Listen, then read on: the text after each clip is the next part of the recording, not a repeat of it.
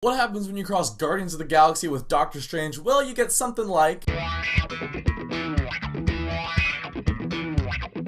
So Thor Ragnarok is the newest Marvel movie to hit theaters. It's the third solo Thor movie. This one was directed by Taika Waititi, who directed Hunt for the Wilderpeople last year. And in this movie, Hela, the goddess of death, has invaded Asgard, and Thor has to stop her. But first, he has to get off of Sakaar, this planet that's run by Jeff Goldblum. He has to fight the Hulk in a gladiator match, while death and destruction and Ragnarok and all that's happening. Alright, so the Thor movies, I think the first Thor movie is criminally underrated. I love that movie. I think it's awesome.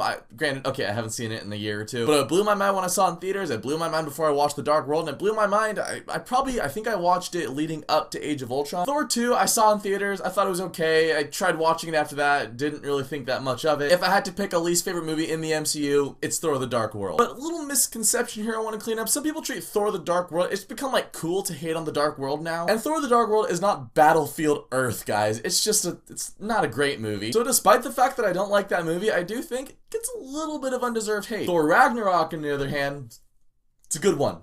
It's a good movie. This movie feels very different from the first couple Thor movies, and they do some things in the first like 5 to 10 minutes of this movie. You can definitely tell that Taika Waititi wanted to get away from the first couple movies as quickly as he could in order to establish this new fresh take on Thor. You guys saw that the trailers of this movie leans a lot more on the comedic side of things, and Chris Hemsworth in comedies in general I haven't liked. Movies like Vacation and Ghostbusters, I didn't think he was that great in them. In this though, I thought he played the comedy pretty well. I did notice in this movie, like the first couple Thor movies are very Shakespearean. You have gods and Norse mythology. In contrast, the dialogue in this movie is a lot more like modern. It's not like Ninja Turtles. They're not like, yeah, cowabunga, dude. But some of the dialogue he was given was a little weird. I can just chalk that up to the fact, though, that like he has lived on Earth for a little bit. So Chris Hemsworth was good. Mark Ruffalo was good too. He's given a lot to do as the Hulk. Jeff Goldblum, you guys know how much I love Jeff Goldblum. He is in this movie. And he's a cartoon. He's out of his mind. He's insane. The character is kind of supposed to be like that. But he definitely feels more like just the caricature of Jeff Goldblum that we know rather than the character of the Grand Master. That being said, I still liked watching him. Tessa Thompson was a big standout in this movie. I thought that she was awesome as Valkyrie, and Cate Blanchett as the villain Hela. You guys know the run by now. Marvel movie villains usually aren't that good. I thought Cate Blanchett honestly was one of the better Marvel villains. I think I'm gonna remember her. She had some cool lines. You can definitely tell Cate Blanchett was really into it. There are times when it feels like she's just there to give exposition, and there are a couple scenes in this movie where the dialogue doesn't quite hit. A lot of it does. A lot of the comedy really hits. Some of the comedy doesn't quite hit, and some of the dialogue can be a little too exposition heavy, and some of that dialogue does fall into Cate Blanchett, but I thought that she was still good. And she's menacing, and there was a point in the movie and I was like, how is Thor gonna stop her? And I almost forgot to mention Tom Hiddleston. He was also good in the movie, and he's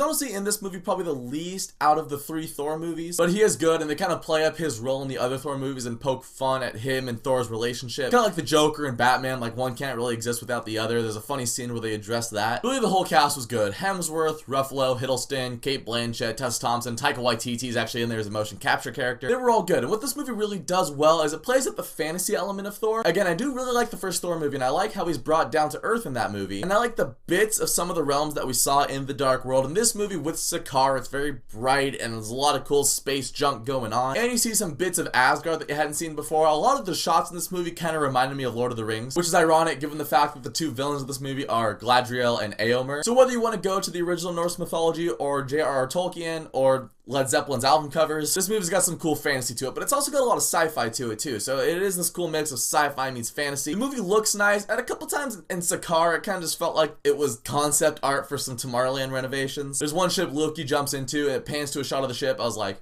man, that ship's gonna be a really cool toy, isn't it? Maybe that's just the cynical side of me, but I definitely felt like there were some things in this movie specifically designed to sell toys. But it's never like in your face. It doesn't detract from the movie at all. For a Thor movie, Thor Ragnarok does feel fresh, it feels new. As far as Marvel movies go, it's good, but again, a lot of Marvel movies are good. I can't say it's one of my favorite Marvel movies of all time. I do think the ending does kind of dip into standard comic book fare, despite the fact that I did actually like the way that it ended ultimately. It was cool. And thinking about the ending, this isn't really a spoiler, but they did reuse some of Patrick Doyle's themes from the first Thor movie, and I was like, wow, Marvel reusing a score, that's new. It was nice to hear that. It's the most overused word to describe this movie, but Thor Ragnarok, it's fun. It's a fun movie. Everyone in the movie did a good job. Taika Waititi did a good job directing. Jeff Goldblum was really good. Cate Blanchett was really good. It feels a lot like a fantasy movie, but mixed in with some superhero and some sci-fi elements. It's not one of the greatest Marvel movies of all time for me, but I did still really like it. So I'm definitely going to recommend Thor Ragnarok. It's a good time at the theaters. If you're like burned out on Marvel and you just hate everything Marvel now, you probably won't like it that much, but if you still enjoy superhero movies, I think you'll have a lot of fun with it. And so Thor Ragnarok, have you guys seen it? What did you think about it? Let me know down in the comments, and thank you so much for watching this video. If you guys liked it, you can click subscribe and check out some of my other videos, and I'll catch you guys next time.